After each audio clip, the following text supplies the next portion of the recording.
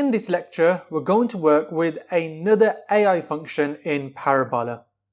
This time, we'll use the Categorise function to add a sentiment label to our data. This is the core part of our project, assessing the sentiment of Alphabet, i.e. Google stock. So get ready for an exciting lecture as we dive deep into the implementation. So first things first, we'll want to add the function to our flow. To find the function, we'll want to search for Categorise with AI. So if you just type in AI, you'll be able to find it. And once you find Categorise with AI, drag it out onto the canvas, add it at the end, snap it into place, and make sure that it's connected to the previous function that we created, which was extract with AI. But once you've added it, you can open it up so we can start editing the settings. The first thing that I'll want to do once we've opened the function is switch the tab along the top so we have the data from the previous function. And you'll know it's the data from the previous function because if you scroll to the end, you'll see the publication which we extracted. So we're working with the correct data.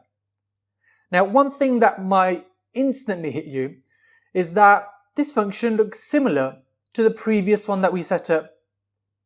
That said, this one does have a slightly different purpose, and that is categorization. So let me guide you through each step of setting this up and obtaining the sentiment that we want. So we're going to start at the top of the settings, and that is for each row, evaluate. So let's open the drop-down menu and let's select these columns. We only want to work with specific columns, so we'll want to click Add, and then we'll want to select the columns that we want to provide as input to the AI. And we're going to be working with title and description. Those are the only two columns that we want to feed into the AI. And I'm giving title and description rather than just title because I want to get a more accurate sentiment.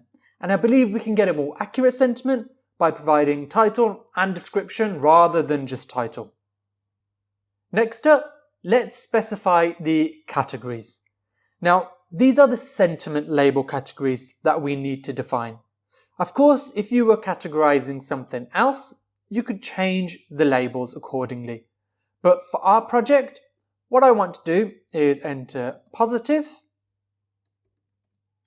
After that, I want to enter neutral. And of course, after that, I want to enter negative. And I want to make sure that it's set to 1 here. So assign one of these categories. We don't want more than one assigned because that just wouldn't make sense for our project. And to clarify, these are the labels that the AI will use to assign to each row of data. Moving down, we can move on to write the category in a column named. This is where we'll name the column that will hold our output, and that output will be either positive, neutral, or negative. So I'm going to label this column sentiment. It's now time to expand the fine-tuning options. This is crucial because it's where we'll give the AI specific instructions to follow, essentially providing the context for the task. Now, as I did in the previous lecture, I'm going to enter a prompt, so I'll paste it in, but then I'm going to explain it to you and explain why I created it the way I have. So the prompt that I crafted was, you are a stock trader analyzing Google, then in brackets Alphabet, analyze the title and description column for each row, then assign a category depending on whether it is positive, neutral, or negative news for Google Alphabet. And I put the important variables in between the triple quotations like I did in the previous lecture. But now that we've got the prompt, let me break it down for you a bit further. So with this prompt, what we're doing, we've taken on the role of a stock trader and used AI to categorize our data based on the sentiment of news articles related to Google Alphabet stock. Furthermore, we wanted to create the sentiment based on the title and description columns for each row. And of course, we have defined the categories that we want it to assign, positive, neutral, or negative. But once you've created this, what you can do then is click Show Updated Results. Now, the function to run will depend on how much data that you have fed into the function. And of course, we only have one row, but once the function has run, if you scroll to the end, you'll see that the sentiment is defined, and we can see for our example that it has assigned a neutral sentiment. Now, if we just scroll back to the title and the description, we can take a look at it and see why it's assigned it the sentiment of neutral. So we have the title here, which is how to watch the Google Keynote live from TechCrunch, and then we have the description. So we can see that this isn't really something positive. It isn't something negative either. So it is pretty correct that the sentiment is neutral for this piece of key information. Now, of course, as I've mentioned in the previous lecture, on the day of creating this lecture, there is only one specific piece of news. But on the day that you are creating the lecture, there might be 10, 20 or 30 or even maybe 5 or 6 different pieces of news.